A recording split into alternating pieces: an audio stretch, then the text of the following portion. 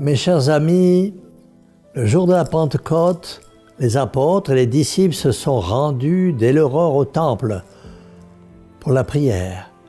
Puis ils ont repris le chemin du Cénacle. En ce moment, il est 9 heures du matin. Le recueillement le plus religieux règne dans la vaste salle et les apôtres, les disciples entourent Marie, la mère du ressuscité, la mère de l'Église naissante, l'épouse du Saint-Esprit.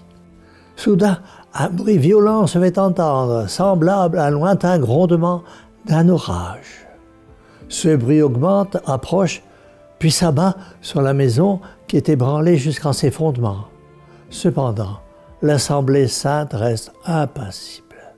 Tous ne savent-ils pas, par expérience, que les éléments les plus terribles obéissent au divin Maître qui leur a dit de se tenir en ce lieu?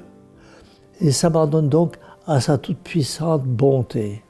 Le souffle mystérieux n'a été en effet qu'une préparation. Le calme et le silence se rétablissent. C'est alors qu'une pluie de feu, une pluie qui éclaire sans brûler, tombe silencieusement du ciel et traverse la plateforme de la maison. 120 flocons enflammés, ayant la forme d'une langue, viennent doucement se poser sur la tête des assistants.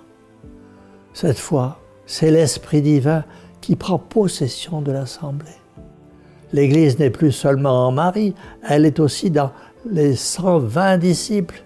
En effet, sur l'heure, apôtres et disciples quittent leur retraite. Rapidement, la nouvelle des prodiges qui viennent de s'accomplir se répand dans Jérusalem. Beaucoup d'ailleurs ont entendu le grondement du mystérieux orage. Ils ont vu de leurs yeux la pluie de feu qui descendait sur la maison où s'étaient retirés les disciples de Jésus. De toutes parts, on accourt, et c'est par milliers qu'on compte bientôt les hommes, les femmes et les enfants qui se pressent autour du Cénacle. Et ce jour-là, nous dit l'Écriture sainte, 3000 environ reçurent le baptême. Église de Dieu, que tes progrès sont admirables. Hier, tu n'existais encore qu'en promesse. Ce matin, l'effusion de l'Esprit Saint a donné les 120 disciples du Cénacle. L'Église, cette merveilleuse création de l'Esprit Saint, est encore là sous nos yeux. Le jour de la Pentecôte, Jérusalem alors contenait et limitait l'Église. Aujourd'hui, le soleil ne se couche jamais sur son royaume, car il n'est pas un continent, pas une nation, pas une province, pas une ville, pas un îlot, pas une montagne, pas une solitude qui n'ait vu venir l'un des successeurs de ces 120 qui sortirent du Cénacle il y a plus de 2000 ans. Au sein de ce royaume qui n'est pas de ce monde, mais qui n'en est pas moins en ce monde, les individus naissent et meurent. Les peuples apparaissent et disparaissent. Les royaumes, les empires, les républiques grandissent et tombent. Les sociétés s'élèvent aux plus hautes prospérités et s'abîment dans d'irrémédiables décadences. Acclamée ou persécutée, l'Église demeure variable dans ses bienfaits, ainsi que la lumière et la chaleur du soleil, mais immuable dans son essence. Mes amis, vous savez que cette Église de Jésus-Christ a béni votre berceau. Sachez avec tout autant de certitude qu'elle bénira votre tombeau. Et votre vie n'aura valu que dans la mesure où vous aurez accepté ses bienfaits, cru à ses affirmations, servi sa cause. Ne vous laissez donc pas tromper par ceux qui veulent changer l'essence même de l'Église, même s'ils sont ecclésiastiques. Ne croyez qu'en l'Église de toujours, car le Christ ne change pas.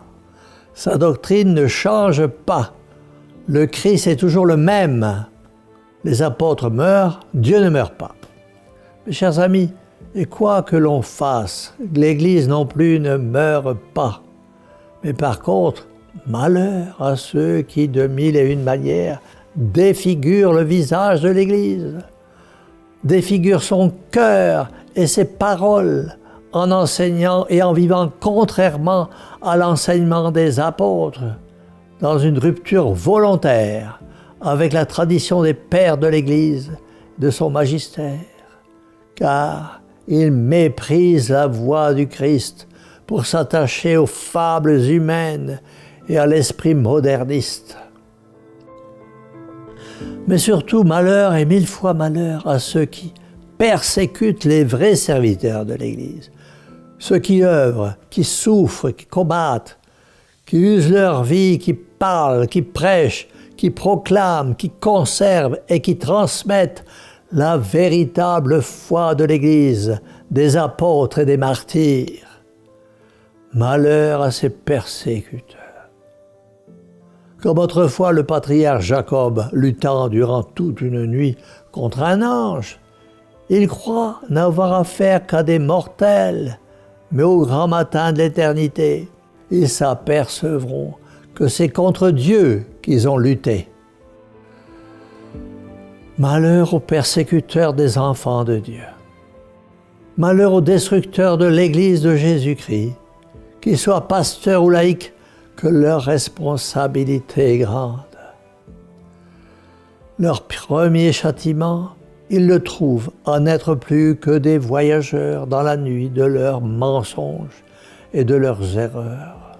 Pour eux, le ciel n'a plus d'étoiles, la vie n'a plus de sens, le hasard pour guide, le néant pour terme. Voilà la destinée de ceux qui s'acharnent à détruire l'Église catholique. Si encore pour eux, tout devait finir dans la tombe, comme ils sont réduits à l'espérer, infortunés qu'ils sont, qui croient que tout s'achève, quand au contraire, le jour de la mort, tout va commencer. Ah mes amis, réjouissez-vous, l'Église est éternelle. Notre Seigneur nous l'a dit. L'ennemi, même s'il paraît gagner, même s'il paraît fort, puissant, ne gagne pas. Notre Seigneur nous le promet. Il est fidèle à ses promesses. Et cette promesse, il les fait trembler. L'Église est éternelle. L'Esprit Saint travaille. Il est à l'œuvre dans l'Église. Il conserve son Église. L'Église est éternelle. C'est pourquoi nous disons à Marie, Mère de l'Église, épouse du Saint-Esprit, qui nous aime tant et qui veut notre salut. Mère au cœur douloureux et immaculé, sauvez-nous. Et que la bénédiction du Dieu Tout-Puissant, Père, Fils et Saint-Esprit, descende sur vous tous et demeure à jamais. Ainsi soit-il.